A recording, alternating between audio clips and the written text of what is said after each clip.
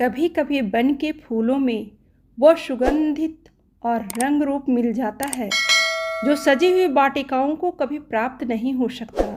माधवी थी तो एक मूर्ख और दरिद्र मनुष्य की लड़की, परंतु विधाता ने उसे नारियों के सभी उत्तम गुणों से सुशोभित किया था।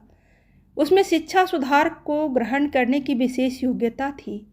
माधवी और बिरजन का मिलाप उस समय हुआ जब बिरजन ससुराल आई। इस भोली भाली कन्या ने उसी समय से बिरजन के संग असाधारण प्रीति प्रकट करनी आरंभ की। ज्ञात नहीं वह उसे देवी समझती थी या क्या, परंतु कभी उसने बिरजन के विरुद्ध एक शब्द भी मुख से न निकाला। बिरजन भी उसे अपने संग सुलाती और अच्छी अच्छी रेशमी वस्त्र पहनाती। इससे अधिक प्रीति वह अपनी छोटी भगिनी से भी नहीं कर सकती थी। चित्त का चित्त से संबंध होता है। यदि प्रताप को बृजरानी से हार्दिक संबंध था तो बृजरानी भी प्रताप के प्रेम में पगी हुई थी। अब कमलाचरण से उसके विवाह की बात पक्की हुई जो वह प्रताप चंद्र से कम दुखी न हुई। हाँ, लज्जावश उसके हृदय के भाव कभी प्रकट न होते थे। विवाह हो जाने के पश्चात उसे नित्य चिंता रहती थी कि प्रताप चंद्र के पीड़ित हृदय को कैसे तसल्ली दूँ। मेरा जीवन तो इस भांति आनंद से बीतता है, बेचारे प्रताप के ऊपर न जाने कैसी बीतती होगी। माधवी उन दिनों 11वें वर्ष में थी। उसके रंग रूप की सुंदरता, स्वभाव और गुण देख देख कर आश्चर्य होता था। बिरजन को अचानक यह ध्यान आया कि क्या मेरी माधवी इस योग्य नहीं कि प्रताप उसे अपने कंठ का हार बनाए। उस दिन से वह माधवी के सुधार और प्यार में और भी अधिक प्रवृत्त हो गई थी। वह सोच सोचकर मन ही मन फूली न समाती थी कि जब माधवी 16-17 वर्ष की हो जाएगी तब मैं प्रताप के पास जाऊंगी और उससे हाथ जोड़कर कहूंगी कि माधवी मेरी बहन है, उसे आज से तुम अपनी चेरी समझो। क्या प्रताप मेरी बात टाल देंगे? नहीं, वे ऐसा नहीं कर सकते। आनंद तो तब है जबकि चाची स्वयं माधवी को अपनी बहू बनाने की इच्छा करे। इस विचार से बिरजन ने प्रताप चंद्र के प्रशंसनीय गुणों का चित्र माधवी के हृदय में खींचना आरंभ कर दिया, जिससे कि उसका रोम रोम प्रताप के प्रेम में पक जाए। वह जब प्रताप चंद्र का वर्णन करने लगती तो स्वतः उसके शब्द असामान्य रीति से मधुर और सरस हो जाते। स्नेह स्नेह माधवी का कोमल हृदय प्रेम रस का आस्वादन करने लगा। दर्पण में बाल पड़ गया।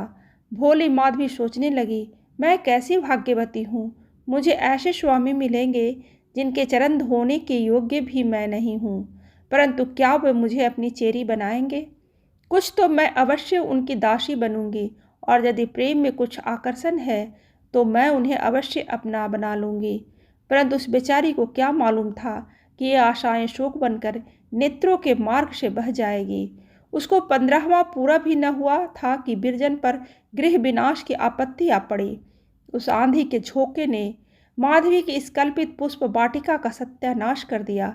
इस बीच प्रताप चंद्र के लोप होने का समाचार मिला। आंधी ने जो कुछ अवशिष्ट रखा था वह भी इस अग्नि में जलाकर भस्म कर दिया। परंतु मानस कोई वस्तु है तो माधवी प्रताप चंद्र की स्त्री बन चुकी थी। उसने अपना तन और मन उन्हें समर्पण कर दिया। प्रताप को ज्ञान नहीं, परंतु उन्हें ऐसी अमूल्य वस्तु मिली जिसके बराबर संसार में कोई वस्तु नहीं तुल सकती। माधवी ने केवल एक बार प्रताप को देखा था, केवल एक ही बार उनके अमृत वचन सुने थे, पर इसने उस चित्र को और भी उज्जवल कर दिया जो उसके हृदय पर पहले ही बिरजन ने खींच रखा था। प्रताप को पता नहीं था, पर माधवी उसकी प्रेमाग्नि में दिन प्रतिदिन घुलती जा रही थी। उस दिन से ऐसा कोई व्रत नहीं था जो माधवी न रखती हो, कोई ऐसा देवता नहीं था जिसकी वह पूजा न करती हो, और वह सब इसलिए कि ईश्वर प्रताप को जहाँ कहीं वे हों कुशल से रखें। इन प्रेम कल्पनाओं ने उस बालिका को और अधिक दृढ़, सुशील और कोमल बना दिया। शायद उसके चित्त ने यह निर्णय कर लिया था कि मेरा विवाह प्रताप चंद्र से हो चुका। बिरजन उसकी यह दशा देखती और रोती कि यह आग मेरी ही लगाई हुई है। यह नव कुसुम किसके कंठ का हार बनेगा, यह किसकी होकर रहेगी। हाय रे, जिस चीज को मैंने इतने परिश्रम से अंकुरित किया और मधु क्षीर से सींचा, उसका फूल इस प्रकार शाखा पर ही कुम्हलाया जाता है। बिरजन तो भला कविता करने में उलझी रहती, किंतु माधवी को यह संतोष भी न था कि उसके प्रेमी और साथी उसके प्रियतम का ध्यान मात्र था, उस प्रियतम का जो उसके लिए सर्वथा अपरिचित था। पर प्रताप के चले जाने के कई मास पीछे एक दिन माधवी ने स्वप्न में देखा कि वे सतसाई हो गए हैं।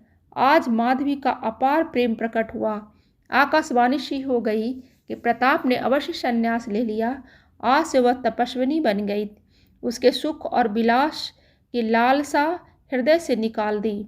जब कभी बैठे बैठे माधवी का जी बहुत आकुल होता तो वह प्रताप चंद्र के घर चली जाती, परंतु जब अंत में बिरजन के पवित्र आदर्शों ने जीवन की गांठ खोल दी, वे गंगा यमुना की भांति परस्पर गले मिल गई, तो माधवी का आवागमन भी बढ़ गया।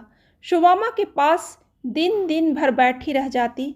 इस भवन की एक एक अंगुल पृथ्वी की प्रताप का स्मारक थी। इसी आंगन में प्रताप ने काठ के घोड़े दौड़ाए और इसी कुंड में कागज की नावें चलाई थी। नौकरी तो स्याह काल के भंवर में पड़कर डूब गई, परंतु घोड़ा अब भी विद्यमान था। माधवी ने उसकी जर्जरित अस्थियों में प्राण डाल दिया और उसे वाटिका में कुंड के किनारे एक पाटल वृक्ष की छायों में बांध दिया। यही भवन प्रताप चंद्र का शयनागार था।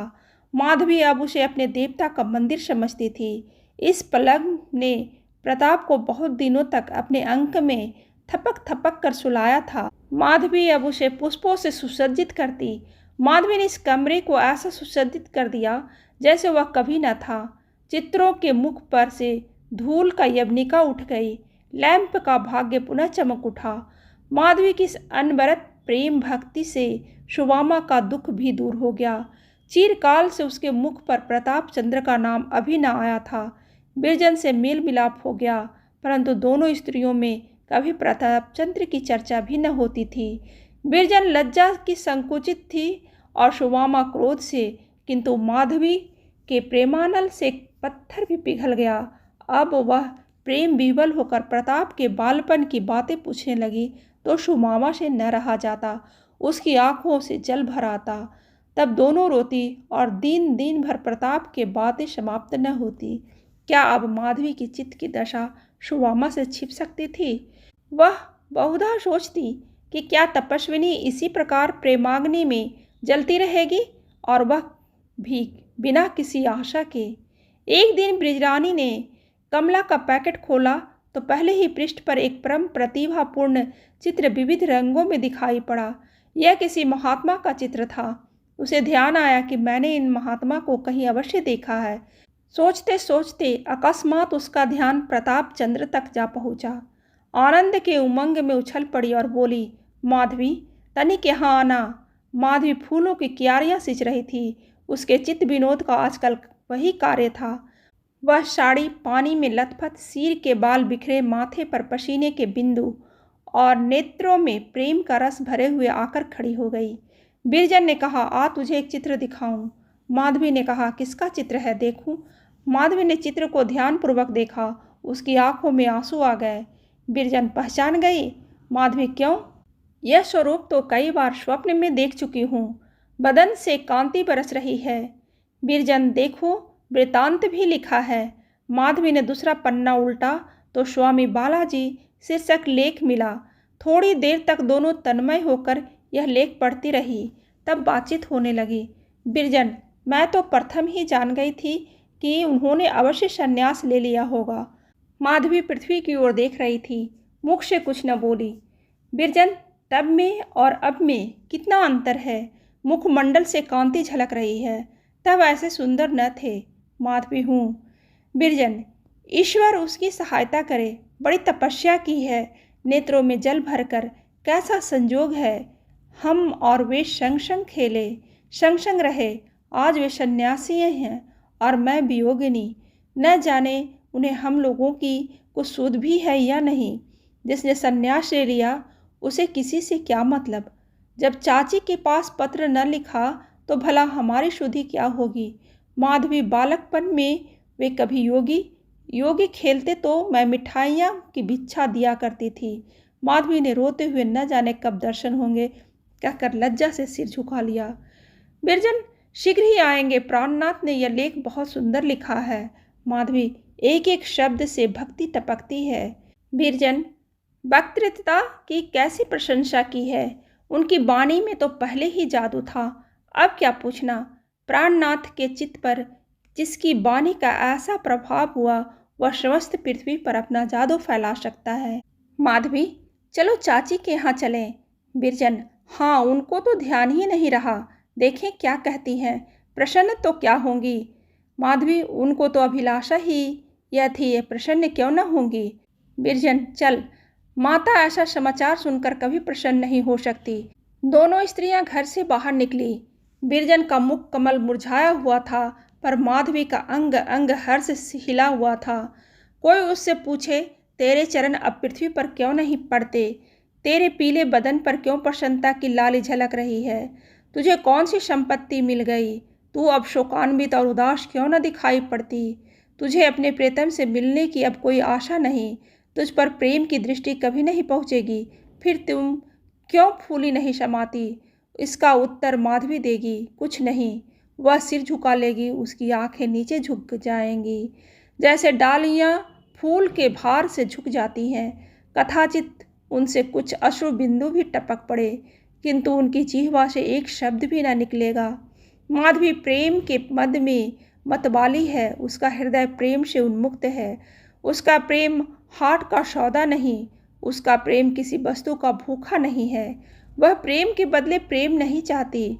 उसे अभिमान है कि ऐसे पवित्रता पुरुष की मूर्ति मेरे हृदय में प्रकाशमान है। यह अभिमान उसकी उन्मत्तता का कारण है, उसके प्रेम का पुरस्कार है। दूसरे मास में बृजरानी ने बालाजी के स्वागत में एक प्रभावशाली कविता लिखी। यह एक विलक्षण रचना थी। जब वह मुद्रित हुई तो विद्या जगत बिरजन की काव्य प्रतिभा से परिचित होते हुए भी चमत्कृत हो गया। वह कल्पना रूपी पक्षी जो काव्य गगन के वायुमंडल से भी आगे निकल जाता था, अब की तारा बनकर चमका। एक एक शब्द आकाशवाणी की ज्योति से प्रकाशित था। जिन लोगों ने यह कविता पढ़ी वे बालाजी के भक्त हो गए।